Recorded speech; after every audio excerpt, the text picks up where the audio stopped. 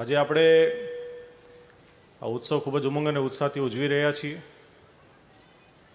પણ તેની પાછળ સૌથી મોટા ધન્યવાદના પાત્ર જો કોઈ હોય ને તો વડતાલ મેનેજિંગ ટ્રસ્ટી બોર્ડ અને સ્વયંસેવકો છે.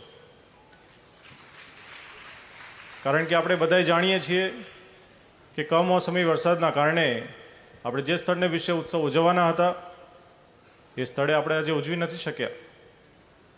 પરંતુ વાલા ભક્તો, આ વડતાલ ધામ છે.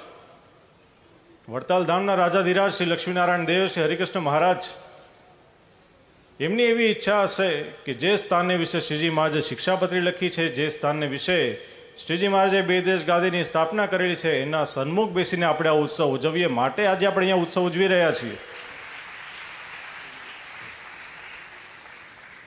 અને એમાંય ખાસ કરીને ખૂબ જ સુંદર દિવ્ય સભાગૃહનું નિર્માણ થયું.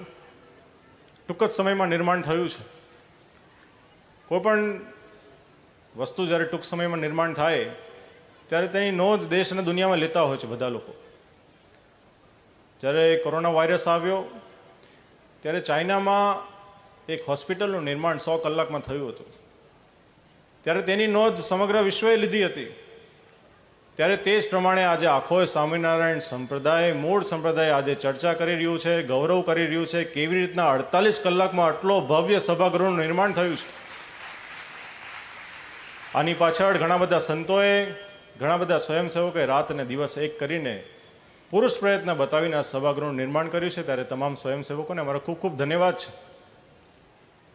આપની મહેનતના કારણે આજે આપણે આ ઉત્સવ રંગે ચંગે ઉજવી રહ્યા છીએ.